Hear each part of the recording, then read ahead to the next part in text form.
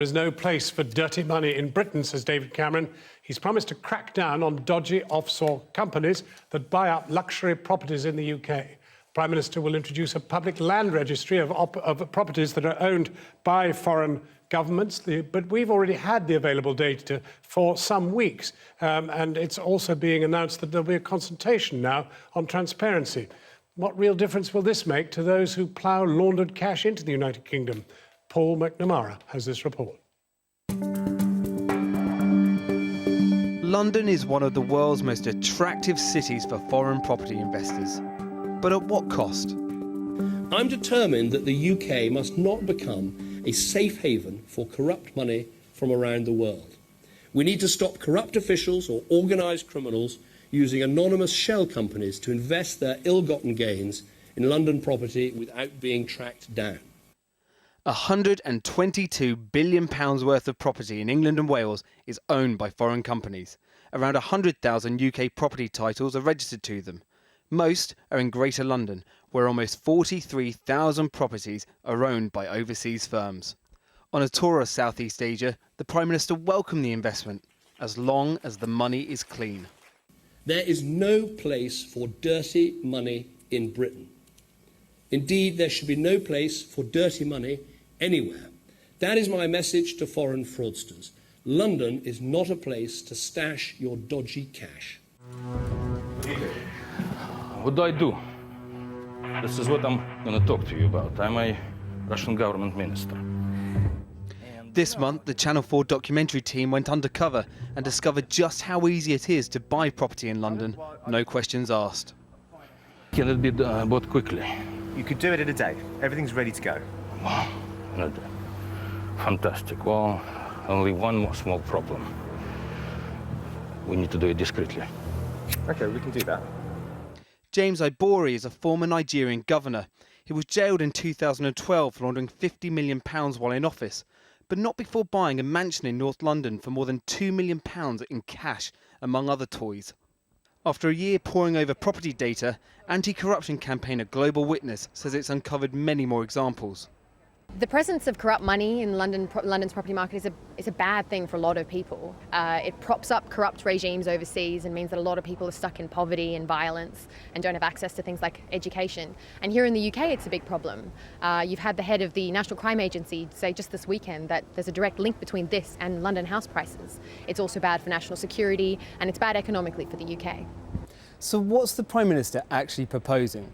Well, the first real commitment is that this autumn, data will be released on which foreign companies own property in England and Wales. The only kicker is that data actually already exists. Channel 4 News has had a copy since last month. A whole lot of other organisations also have the data. Downing Street say the data will now be more easily available. In Westminster, where 1 in 10 homes are owned by foreign investors, we asked Transparency International about some of the changes being consulted on. What this proposal will do that they've committed to consult on is to require beneficial ownership transparency, the true owner, to be declared at the same standard as UK companies. So that offshore companies, foreign companies would have to meet that UK standard, which would be, if it was enacted, a big step forward. If it's enacted. A consultation period is underway. Well, now with me is Mark Davis, a chartered tax advisor from nondom.com, whose clients are mostly from overseas and very high net worth individuals with assets of hundreds of millions of pounds, and Chido Dunn, senior campaigner and lawyer at the anti-corruption group Global Witness. Well, now, Mark Davis, here we have 700 pages of 96,000 names and all the details of where they own the property. What's to be afraid of? Well, I think it's more of a case of thinking about why does the government actually need this information? Because there are crooks out there. There certainly are. But knowing, and of course there are crooks, but there are a lot of people who are quite innocent and are simply using offshore structures for tax planning. But there are hundreds and millions of pounds, thousands of millions of pounds, billions of pounds, which are not yielding the tax, not yielding the rightful income that we should be getting from them. Well, I'm not sure that's true. I think the National Crime Agency refers to there being millions of pounds of money laundered in the London financial services and London properties.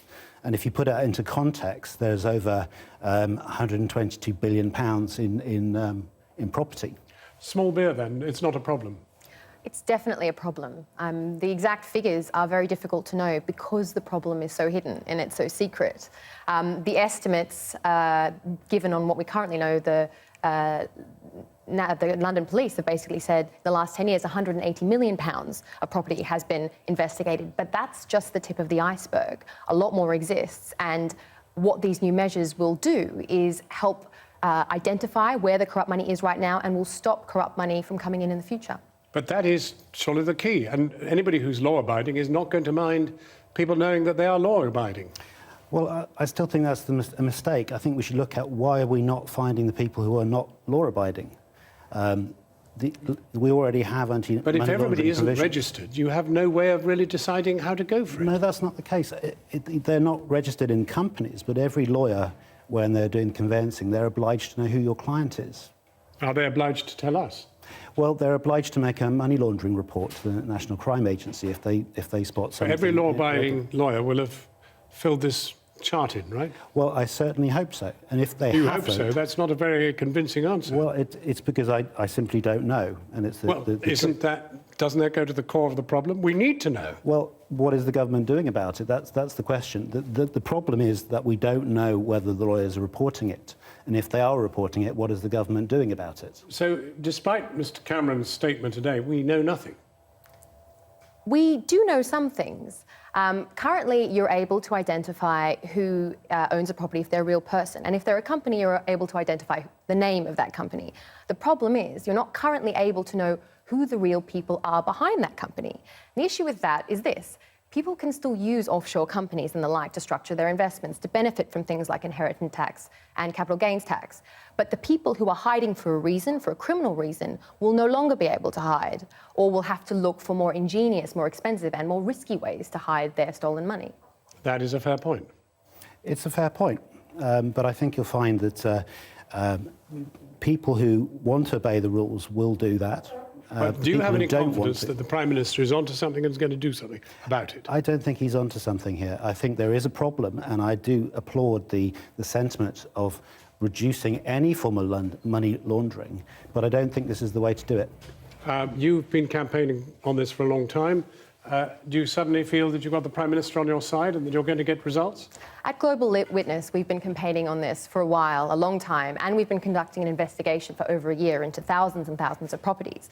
And we feel that this is an important first step, but it's just that. There is more work to be done. The consultations need to happen, and where we need to get to is a system by which you can find out who the real owner is of a property. And then on top of that, you need to have law enforcement that's empowered to investigate those properties, and you need to have a way of verifying that the information is true and remains accurate throughout length of time. Chido Dunn, Mark Davis, thank you both very much indeed for coming in. Thank you.